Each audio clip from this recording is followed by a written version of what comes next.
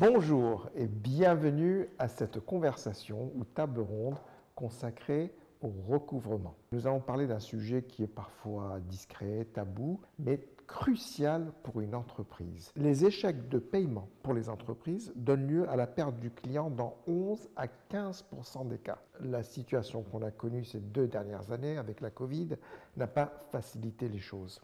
Avant d'aborder les best practices, on entend ici et là le champ sémantique du recouvrement, l'injonction à payer, des pénalités, des retards, etc. Est-ce que, Patricia, tu pourrais nous rappeler le cadre juridique légal du recouvrement en France, comment c'est pratiqué? Alors en France, depuis le passage de la loi LME, la loi de modernisation économique, ça doit être en 2009, les clients disposent d'un délai de paiement maximum de 60 jours, soit 45 jours fin de mois, soit 60 jours calendaires pour régler. Et c'est l'entreprise émettrice de la facture qui décide du délai selon ses services, ses produits, etc. En général, oui. Après, effectivement, on peut être amené à s'adapter en fonction des organismes publics, par exemple, où là, effectivement, ils ont leur propre délai de paiement. Donc, on s'adapte, mais jamais au-delà de 60 jours. Très bien. Jérôme, à toi maintenant. Pour moi, le recouvrement est un sujet qui est piloté par la direction administrative et financière et le service recouvrement particulièrement. Maintenant, c'est un réel projet qui fait partie de l'expérience client au sein d'une entreprise. Pourquoi? Parce que le client, avant d'arriver au recouvrement, il est rentré en contact avec une société, souvent avec un commercial, une relation s'est instaurée et à un instant T, cette relation se complexifie parce que le client n'a pas payé. Première illustration, c'est effectivement le commercial qui connaît le compte au mieux, le contexte, qui suit le client et qui peut éventuellement avoir des explications sur un non-règlement de facture.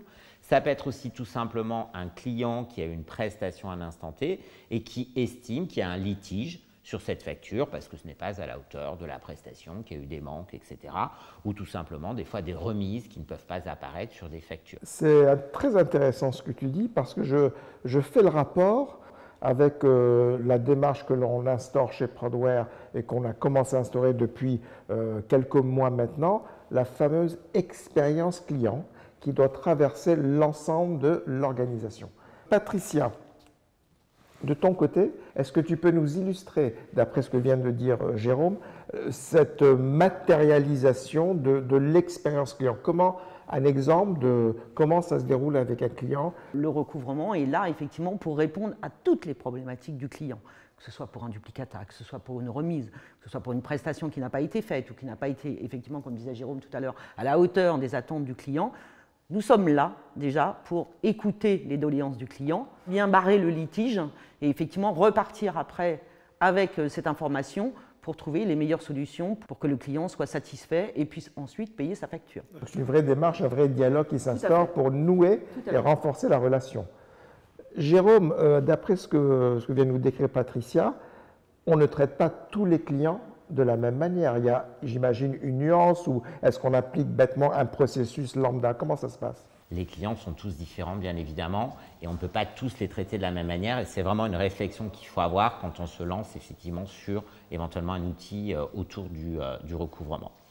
On peut avoir différentes approches. On peut se dire que, par exemple, on fait du scoring sur les clients et on se dit qu'on a des clients plus ou moins à risque selon des secteurs d'activité, etc. et qu'on va mettre des scénarios de recouvrement différents. Donc un scénario, c'est un ensemble d'actions qui peuvent être de l'emailing, qui peuvent être des appels, qui soient de la part du recouvrement, comme le disait Patricia, du commercial, on peut penser également à du SMS, etc. Donc on peut avoir ce premier prisme qui est sur du scoring. On peut aussi avoir un deuxième prisme en disant que dans mes clients, j'ai plutôt des PME, PMI et des ETI. Bien évidemment, l'organisation de ces entreprises est différente et on sait que les processus de validation des factures sont différents des paiements, donc on va faire des scénarios différents. On peut se dire par exemple que je travaille avec des distributeurs et des clients finaux, donc bien évidemment, je vais adapter mon scénario.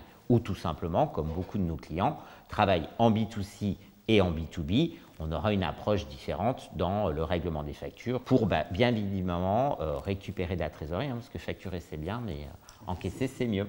Mais dans les faits, pour que Patricia soit au courant de l'historique du client, de ce qui se passe, etc., il y a des outils derrière qui permettent cette vue 360 degrés. C'est tout à fait ça, c'est un outil collaboratifs, souvent en mode SaaS, parce qu'aujourd'hui, le télétravail s'est instauré au sein des entreprises, qui permettent à distance de partager l'information entre tous les services, recouvrement, commerce et d'autres services associés. Donc le recouvrement, on est bien d'accord que c'est un enjeu stratégique important et il y a un vrai savoir-faire dans ce que c'est aller recouvrer les montants qui sont dus à une entreprise. Une dernière phrase pour conclure. Je pense que le recouvrement est complètement intégré dans cette expérience client et même peut, pour rebondir sur ce que tu disais, être générateur d'émotions. Pourquoi pas envisager de remercier un client parce qu'il nous a réglé avant la date d'échéance. Et puis, le règlement d'une facture, c'est aussi la promesse d'un client de continuer à travailler avec nous. Donc, c'est aussi une opportunité d'un point de vue marketing de le remercier et de remettre en avant la perspective de la promesse de valeur ajoutée de sa société, de l'engagement et de la satisfaction qu'on a envie de travailler et collaborer avec lui. Parfait, donc cette conversation est bientôt terminée. Patricia, merci beaucoup. Merci Élisée. Jérôme, merci beaucoup. Merci. Et vous qui nous regardez, si vous avez des questions, des interrogations sur le recouvrement, contactez Prodware, nous ferons un plaisir de vous conseiller. À très bientôt.